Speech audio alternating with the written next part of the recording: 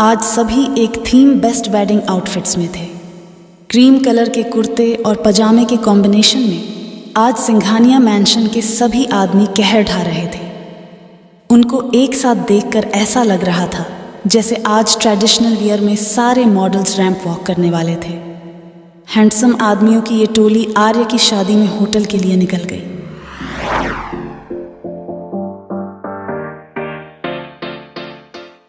छोटा वेदांश भी आज क्रीम कलर के क्यूट से कुर्ते और पजामे में बहुत प्यारा लग रहा था। उसने अपने पैरों में क्यूट क्यूट से जूते पहने हुए थे और वो अपने युवान चाचू के गोद में था। थोड़ी ही देर में वो सभी होटल पहुंचने वाले थे।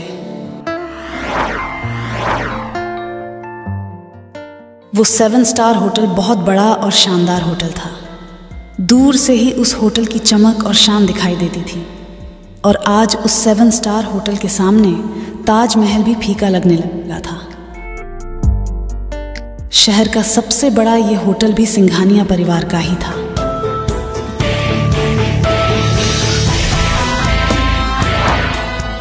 थोड़ी ही देर में उस होटल के सामने एक से बढ़कर एक मर्सिडीज कार आकर खड़ी होने लगी। शहर के बड़े बड़े वीआईपी लोगों का आना शुरू हो चुका था। फरारी और मर्सिडीज कार का तो जैसे मेला लग चुका था और उन कारों को देखने के लिए बाहर लोगों की भीड़ लगी हुई थी। सिंघानिया परिवार भी उस 7 स्टार होटल में पहुंच चुका। होटल में सिंघानिया परिवार की एंट्री होते ही वहां आए सभी व्हाइट कॉलर और अंडरवर्ल्ड के सभी लोगों ने अपना सर झुका लिया।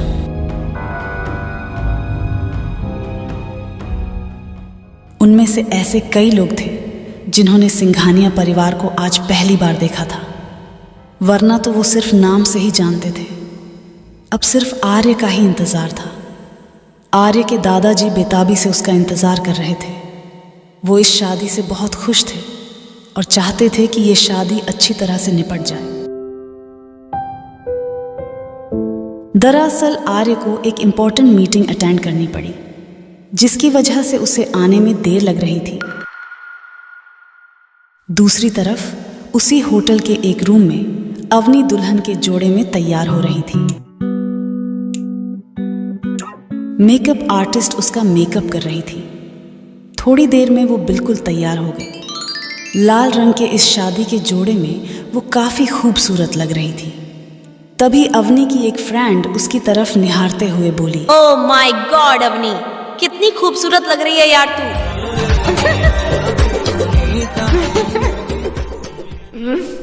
ये सुनकर अवनी इतराते हुए बोली, तो तुम्हें क्या लगा मैं ऐसे ही आर्य को पसंद आ गई? मुझ में कुछ खास क्वालिटी तो होगी ना, जिससे आर्य को सिर्फ मैं ही नजर आई उसकी लाइफ पार्टनर बनने के लिए। फिर अवनी की दूसरी फ्रेंड बोली, हाँ मानना तो पड़ेगा अवनी, बहुत सारी लड़कियां मिसेस आर्य सिंघानिया बनने का ख्वाब देख रही थीं, लेकिन तूने तो आज सबको पीछे छोड़ दिया और बाजी मार ली। हाँ, क्योंकि मैं ही सिर्फ आर्य की वाइफ बनने के लायक हूँ, दूसरा और कोई नहीं है।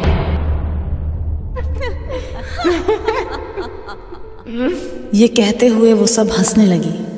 फिर वो अपने ब्राइडमेड्स के साथ मंडप की तरफ जाने लगी।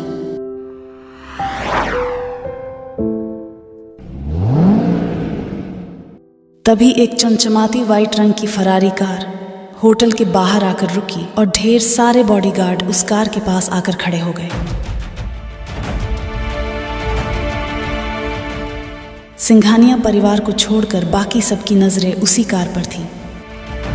एक से बढ़कर एक बड़ी शख्सियत वाले लोग वहां आए हुए थे, लेकिन सभी लोग ये देखना चाहते थे कि इतनी हाई सिक्योरिटी और इतना बड़ा रुतबा किसका है। आखिर कौन है उस कार में? और तभी सभी लोग जिसका बेसब्री से इंतजार कर रहे थे वो आ चुका था।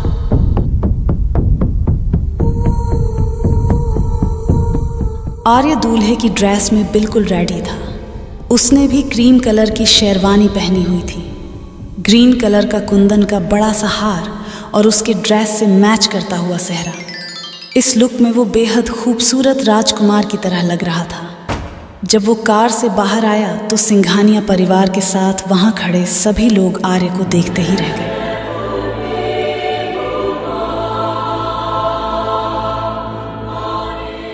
आर्य अपने क्यूट से बेटे वेदांश को अपनी तरफ यूं देखता हुआ देखकर उसके पास चला गया।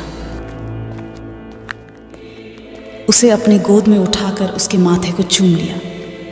वेदांश ने भी अपने छोटे छोटे प्यारे होठों से अपने डैड के गालों को चूम लिया। फिर आर्य उसे युवान की गोद में देकर मंडप में जाकर बैठ गया। आज इस शादी में क्या होने वाला था, ये आर्य के अलावा और कोई नहीं जानता था।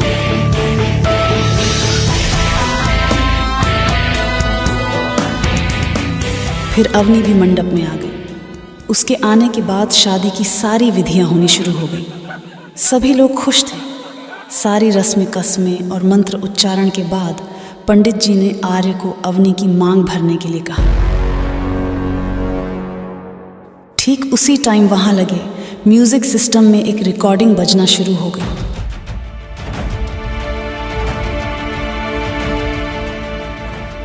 उस रिकॉर्डिंग में अवनी की आवाज आ रही थी, जिसने सबका ध्यान अपनी तरफ आकर्षित कर लिया,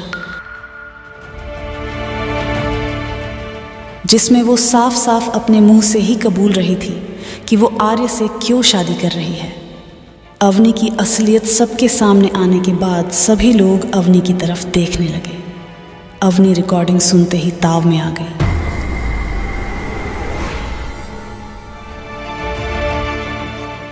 वो अपना घूंघट हटाते हुए बोली, ये क्या बकवास है? आई से स्टॉप दिस नॉनसेंस। ये नॉनसेंस नहीं, बल्कि तुम्हारा असली चेहरा है। आर्य के इतना कहते ही वहां लगे एक प्रोजेक्टर पर एक वीडियो चलने लगा, जिसमें अवनी अपने डैड को आर्य से शादी करने के पीछे का असली रीजन बयां कर रही थी। अब अवनी की पोल खुल चुकी थी, पर फिर भी अपनी बेशर्मी को जारी रखते हुए वो बोली, हाँ, तुमने बिल्कुल सही समझा आर्य।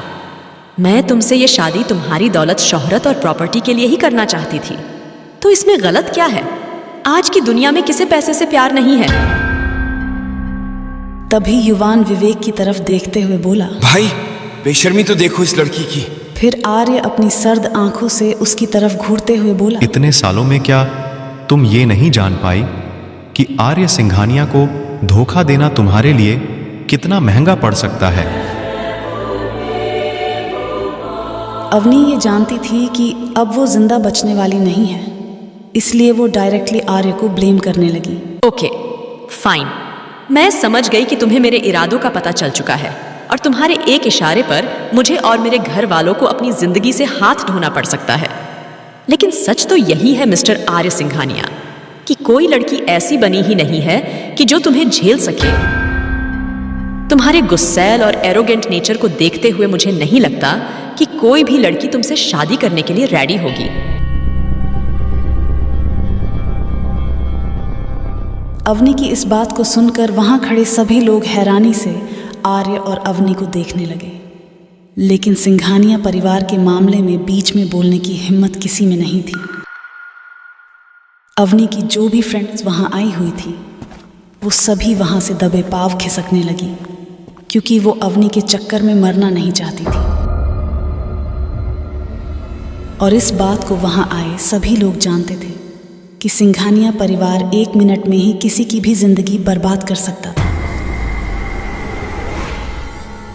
सबकी नजरें बस उन्हीं दोनों पर थी। तभी आर्य अपनी आंखों में एक चमक लेकर बोला, तुम्हें मेरी चिंता करने की कोई जरूरत नहीं। मेरी शादी इसी मंडप में होगी और आज ही होगी।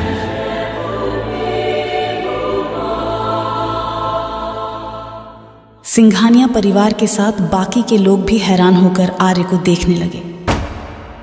तभी उसी होटल के एक दूसरे कमरे से शादी के जोड़े में तानिया बाहर आई।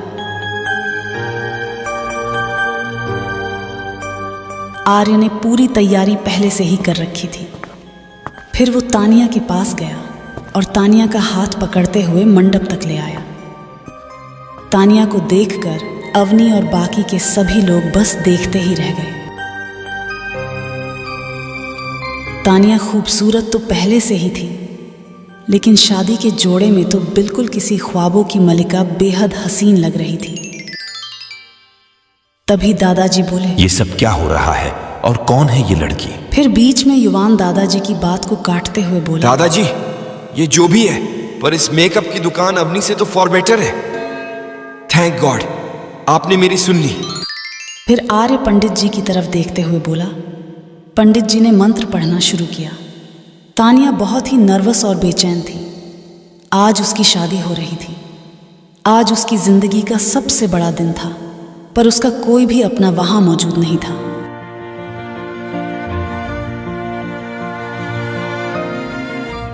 उसने अपनी शादी और अपने फ्यूचर को लेकर ना जाने क्या क्या सपने संजो रखे थे, जो आज उसे टूटते हुए नजर आ रहे थे। या यूं कहे कि आर्य ने तानिया के सारे सपनों को तोड़ दिया था। तानिया कश्मकश में कोई फैसला नहीं ले पा रही थी। इन सब की वजह से उसके हाथ ठंडे पड़ चुके थे, जिसे आर्य महसूस कर रहा था। तभी आंसू की एक बूंद तानिया की आंखों से निकलकर आर्य के हाथों में गिर गई। आर्य ने एक नजर उठाकर तानिया की तरफ देखा। तानिया की आंखें बंद थीं, लेकिन उसकी आंखों में आंसू की बूंद चमक रही थी, जो आर्य देख चुका था। कुछ ही देर बाद आर्य ने तानिया की मांग में सिंदूर भरकर उसे मंगलसूत्र पहना दिया। 7 फेरे लेने के बाद वो 7 जन्मों के इस पवित्र बंधन में बंध गया। आर्य ने अवनी के सामने ही आज शादी कर ली। अवनी तो बस देखती ही रह गई। उसे तो बिल्कुल भी अंदाजा नहीं था कि आर्य ऐसा भी कुछ कर सकता है। वो मन ही मन तानिया को देखते हुए बोली, तो तुम्हारी वजह से आर्य मुझसे दूर हो गया। तुम देखना, बहुत जल्द तुम अपने किए पर पछताओगी। तुमने अवनी खुराना से पंगा लिया है, जो तुम्हें बहुत भारी पड़ने वाला है। Just wait and watch.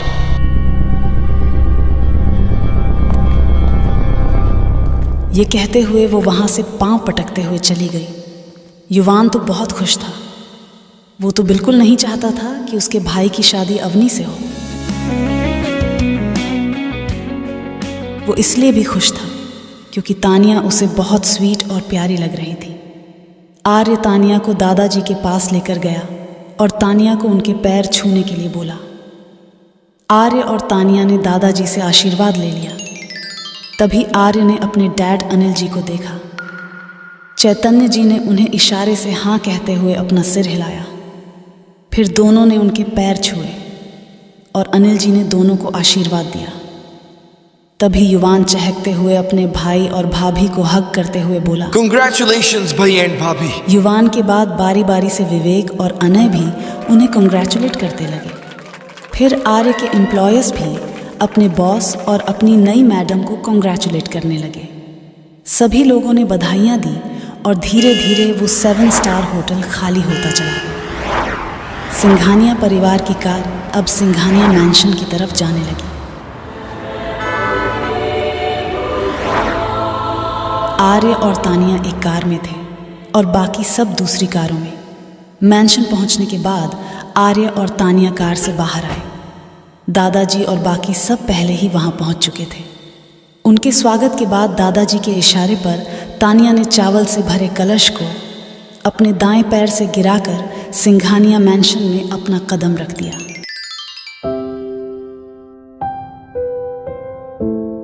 सब शादी अटेंड करते करते बुरी तरह थक चुके थे, इसीलिए अपने अपने कमरों में सोने चले गए।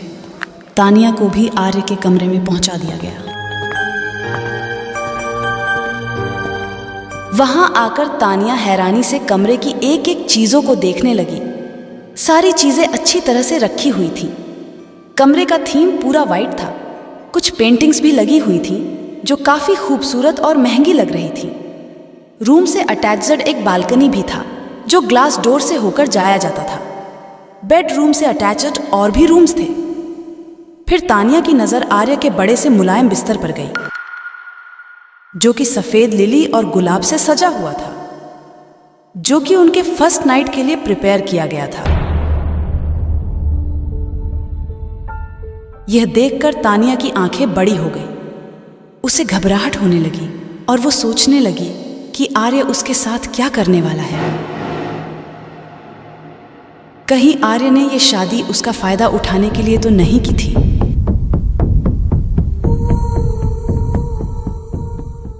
तानिया के मन में तरह तरह के ख्याल आने लगे और वो हाथ जोड़कर ऊपर की तरफ देखते हुए बोली, हे भगवान प्लीज, मैं ऑलरेडी अपनी लाइफ में बहुत कुछ सह चुकी हूँ। अब प्लीज आप मेरे साथ ऐसा कुछ मत करना जिससे कि मैं पूरी तरह टूट जाऊं। तानिया काफी घबराई और डरी हुई थी। उसके शब्दों में उसकी तकलीफें साफ साफ झलक रही थीं। फिर उसकी नजर बेड के ठीक पीछे दीवार पर लगी एक बड़ी सी तस्वीर पर गई जो कि आर्य और वेदांश की थी। उस फोटो में आर्य ने वेदांश को बहुत प्यार से गले से लगा रखा था। दोनों ही बहुत प्यारे लग रहे थे। थोड़ी देर तक उस तस्वीर को देखने के बाद तानिया ग्लास डोर के पास आकर बाहर चांद को निहारने लगी। उस चांदनी रोशनी में तानिया का रंग और भी खिल उठा था। तभी कमरे का दरवाजा खुला और आर्य उस कमरे में आ गया।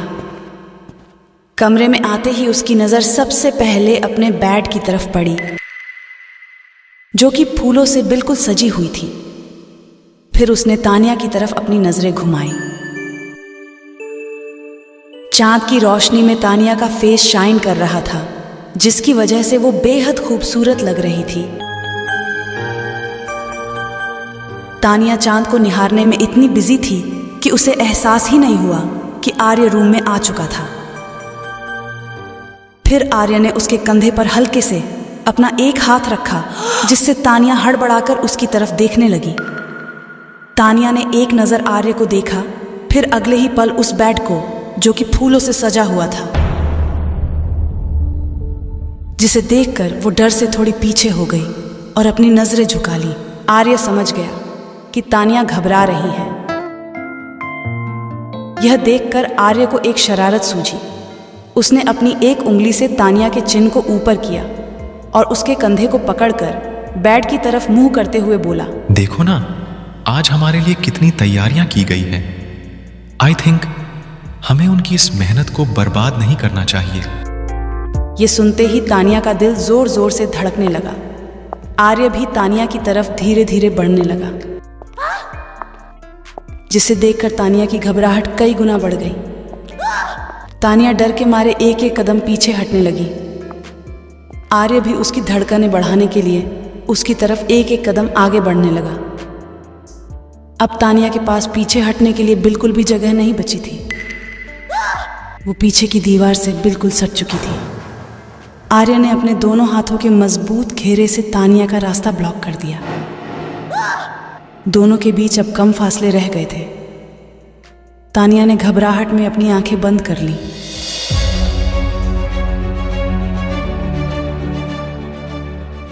उसे लगने लगा कि आज आर्य उसे नहीं छोड़ेगा, पर बड़ी देर तक उसे कुछ महसूस नहीं हुआ।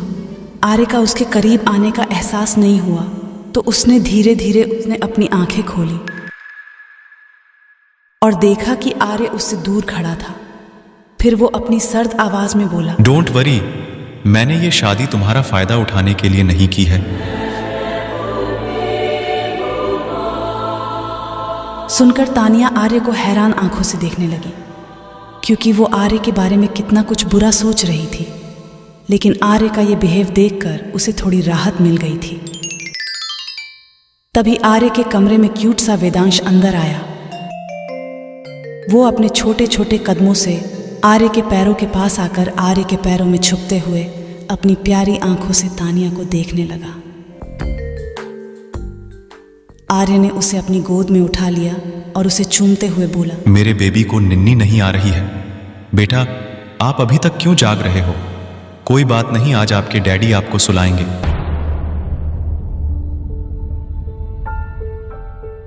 इस बात को सुनकर तानिया को शौक लगा। तानिया उनकी तरफ देखते हुए मन ही मन बोली, डैडी, तो क्या ये आर्य का बेटा है? वेदांश अभी भी तानिया की तरफ अपनी मासूम आंखों से देख रहा था। फिर आर्य तानिया की तरफ देखते हुए बोला, मैंने मेरे बेटे वेदांश की वजह से तुमसे शादी की है, वरना मुझे तुमसे शादी करने का कोई शौक नहीं है। आर्य के इस एटीट्यूड को देखकर तानिया बहुत धीरे से बोली, हाँ, जैसे कि मुझे तो आपसे शादी करने का बहुत शौक चढ़ा है। आर्य उसकी तरफ घूर कर देखते हुए बोला, तुमने कुछ कहा क्या? क्या तानिया आर्य को यह एहसास दिला पाएगी कि हर लड़की अवनी नहीं होती? और क्या करने वाली है अवनी तानिया के साथ? क्या होंगे इन सवालों के जवाब? ये जानने के लिए बने रहिए इस सीरीज में। चैनल को लाइक, शेयर और सब्सक्राइब करना ना भूलें। मिलते हैं आपसे इस कहानी के अगले चैप्टर में, ओनली हाई रेटेड स्टोरी पर।